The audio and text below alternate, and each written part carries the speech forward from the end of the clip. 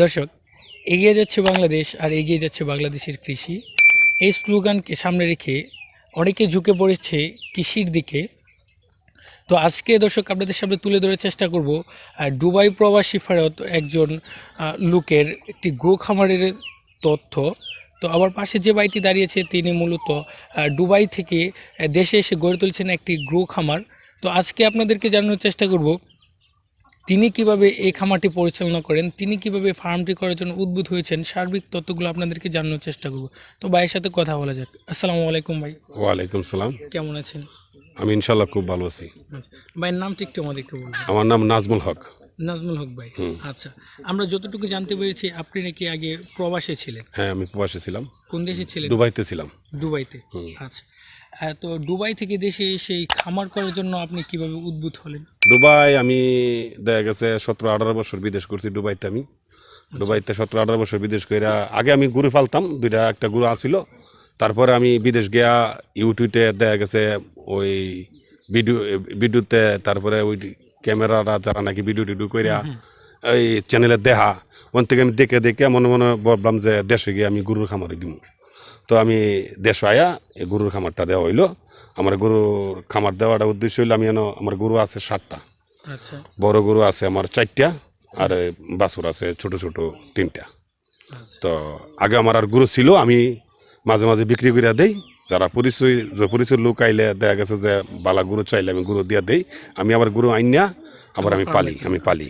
তো বর্তমানে আপনার ফার্মে 7টি গরু রয়েছে। আচ্ছা, 7টি। কি জাতের গরু রয়েছে? আমার একটা গরু আছে বড়, একটা অস্ট্রেলিয়া, এটা আমরা ডানু বলি, আবার অস্ট্রেলিয়া বলি। আচ্ছা, আর বাকি যেটি আছে একটা অস্ট্রেলিয়া ক্রস, আর বাকিটি অস্ট্রেলিয়া। বাকিগুলো অস্ট্রেলিয়া। হ্যাঁ, অস্ট্রেলিয়া ডানো যে গরুটা আমরা দেখতে পাচ্ছি, এটা দুধ দেয় কত লিটার? এটা দুধ আমি 23 লিটার দুধ পর্যন্ত দুহাইছি। 23 লিটার। আচ্ছা, আর বয়সটা কতদিন? এর বয়সটা আগে আপনার 2 বিয়ান দিছে, আর এখন 1 বিয়ান দিবে। বর্তমানে প্রেগনেন্ট অবস্থা। প্রেগনেন্ট। কি ধরনের বীজ দেওয়া হয়েছে? অস্ট্রেলিয়া। অস্ট্রেলিয়া। আচ্ছা, তো এই ধরনের গরু কি আপনি বিক্রি করে দেন? হ্যাঁ, আমি বিক্রি করে দিই। কেউ পছন্দ হইলে আমি বিক্রি করে দিব। এটার দামটা কিরকম টাকা? এটার দামটা বর্তমানে প্রেগনেন্ট আছে, এখন আমি বেচতে পারবো 3.5 লক্ষ টাকা। 3.5 লক্ষ টাকা। হ্যাঁ, এখন যদি এটা প্রেগনেন্ট শেষ বাচ্চা আসলে, বাচ্চা সহ আমি বেচবো ইনশাল্লাহ 4 লক্ষ টাকা। 4 লক্ষ টাকা। আচ্ছা, পরবর্তী যে আরেকটা গরু, বড় গরুটা দেখতে পাচ্ছি, এটা কি জাতের? অস্ট্রেলিয়া। অস্ট্রেলিয়া। আচ্ছা, এটা 9 কেজি দুধ দেয়। এটা 9 লিটার দুধ। 9 লিটার। আচ্ছা, আর বর্তমানে বাজারে দুধের চাহিদাটা কিরকম? দুধের চাহিদাটা বর্তমানে বাজারত, আমাদের এলাকার বাজারের মানে পাইকার টাকার আসে না। দুধ আমরা 30-35 টাকা পর্যন্ত বেচতে পারি। আর দেশের অবস্থা যদি স্বাভাবিক থাকে তখন কিরকম টাকা বিক্রি করে? 50-60। 50 থেকে 60 টাকা। আচ্ছা, তো 50 টাকা 60 টাকা বেচলে দেখা গেছে আমাদের খুব লাভবান থাকি, আমরা তখন খুব লাভবান থাকি। তো 1 লিটার দুধ উৎপাদন করতে আপনার একটা গরুর পিছে কিরকম টাকা খরচ? আমার প্রত্যেকটি গরু 4 থেকে 500 টাকা দৈনিক খরচ লাগে প্রত্যেকটা গরুর পিছে? প্রত্যেকটা গরু। আচ্ছা, তাহলে তো আপনি 23 লিটার দুধ পাচ্ছেন। এখানে দেখেছে ভালো না, পরিমাণে 23 লিটার তো আমি একটাতে পারছি। আচ্ছা, আর একটা আছে আমার 7 লিটার, আর একটা আছে 9 লিটার। আচ্ছা, তো সর্বমোট আমি 40-35 এরকম দুধ নিতে পারি বাজারে। 35 থেকে 40 লিটার। আচ্ছা, তো আপনি এই খামার দিয়ে কতটুকু স্বাবলম্বী মনে করেন নিজে? স্বাবলম্বর আগে খুবই ভালো ছিলাম, বর্তমানে বাজার বেশি ভালো না, এখন মোটামুটি খুব কম। আগে খুবই ভালো ছিলাম। তো আশা করি ইনশাল্লাহ এই বাল্লা গেলে আমি ইনশাল্লাহ খুব ভালো হইব। তো আগে তো আপনি প্রবাসে ছিলেন, তো প্রবাস থেকে দেশে এসে যখন খামার করলেন, তো প্রবাস থেকে বর্তমানের অবস্থাটা আপনার কি অবস্থা? না, বিদেশটা যখন, বিদেশ তো পরের কাজ করতে হয়। মালিকের কাজ মালিকে যেটা কয় এটা করতে হয়। দেশও তো আমার নিজের কাম। আমার গরুর ঘাস কেটে না দিলাম, ঘাস খাওয়াইলাম, দরকার লাগলো ঘাস খাওয়াই পেট ভরাই আমি শুধু শুয়া লইলাম, আরাম করলাম। এখন তো আমি নিজের স্বাধীন, তবে ইনশাল্লাহ আমি খুব ভালো আছি। আমার আইনও তো ইনশাল্লাহ মোটামুটি ভালোই। আচ্ছা, গরুকে আপনি খাবার হিসেবে কি কি খাবার দিয়ে থাকেন? খাবারের মধ্যে আমার কাঁচা ঘাস, আমি কাঁচা ঘাস জমিন থেকে ঘাস কেটে না গরুরা খাওয়াই। নিজের জমি? নিজের জমিন। আচ্ছা, নিজের জমিনেতে ঘাস কেটে না খাওয়াই, আর বসি। বুঝছি। কত বেলা খাবার দিতে হয়? বসিটা 2 বেলা খাওয়াই। 2 বেলা। আর কাঁচা ঘাস আমি এই 2 ঘন্টা, 1 ঘন্টা, 1.5 ঘন্টা পরে পরে দেওয়াতে থাকি। আচ্ছা, একটু পরে দিই। যতক্ষণ গরুর পেট না ভরে আমি ততক্ষণ খাওয়াই।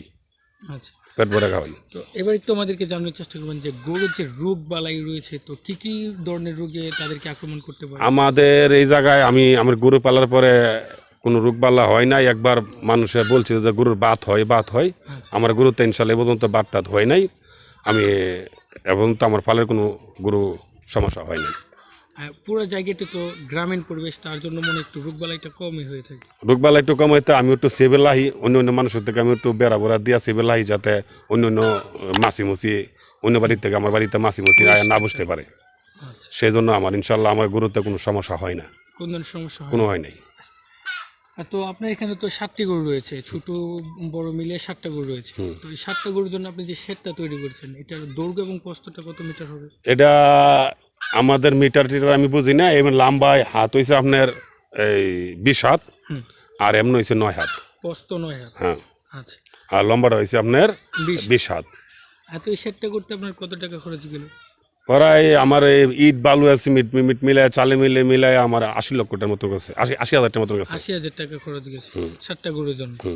আচ্ছা, তো আপনার এই খামার নিয়ে ভবিষ্যৎ পরিকল্পনা কি? ভবিষ্যতে ইনশাল্লাহ আমি যদি আরো লাভবান হইতে পারি, তো আমি আরো একটু বড় করব গরু, ইনশাল্লাহ আমি আরো অন্য পালবো। আচ্ছা, ভবিষ্যতে আরো বড় করার চিন্তা আছে? বড় করার চিন্তা আছে। আর যদি কেউ গরু নিতে চায়, তো আমি বিক্রি করে দিব। বিক্রি করে দিবেন? আচ্ছা, বিক্রি করে দিব, তারপর আমি আমার কিনাই না আবার পালবো। যদি আবার কেউ বিক্রি নিতে চাই, তাহলে আমি দিয়ে দিব।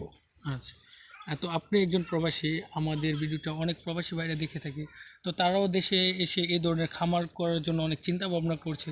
তো তারা যদি নতুন করে শুরু করতে চায়, তাহলে এই ক্ষেত্রে আপনি একজন অভিজ্ঞ খামারি হয়ে তাদেরকে কি পরামর্শ দিবেন? না, তারা যারা নাকি বিদেশ আয়া যদি খামার দিতে পারে, কোনো সমস্যা নাই। আশা করি ইনশাল্লাহ যারা খামার দিব ভালোই হইব, ইনশাল্লাহ ভালো হইব। খামার দিলে, খামার দেওয়া যদি খাটাখাটনি করে, তো ইনশাল্লাহ খুব ভালো হইব। বিদেশ কম না, বিদেশ থেকে ভালোই খামার দিলে। আচ্ছা, আমাদের বাংলাদেশ অনেক বেকার, তো এই ধরনের বেকার সমস্যা দূর করার জন্য এই গরুর খামারটা কতটুকু ভূমিকা রাখতে পারে? গরুর খামার বেকার যারা আছে, তারা যদি গরুর খামার দেয়, আমার হিসাবে ইনশাল্লাহ আমি জানি যে ভালো হইবে। কোনো দেশের মধ্যে বেকার কোনো পোলাপাইন থাকবে না। গরু পাললে লাভবান হবে। লাভবান হইলে যে দেশের লাগেও লাভবান, সবাই লাভবান, আমিও লাভবান, সবাই লাভবান। সব পোলাপাইন, কোনো পোলাপাইন বেকার থাকবে না, লাভবান থাকবে। বাপ মায়ও চললো, টাকা দিলে সব কিছু করতে পারবো, কোনো সমস্যা নেই। আচ্ছা, অসংখ্য ধন্যবাদ ভাই আমাদের সাথে সময় দেওয়ার জন্য। তো ভালো থাকবেন। ইনশাল্লাহ আমি ভালো আছি, আপনারা ভালো থাকবেন। আচ্ছা।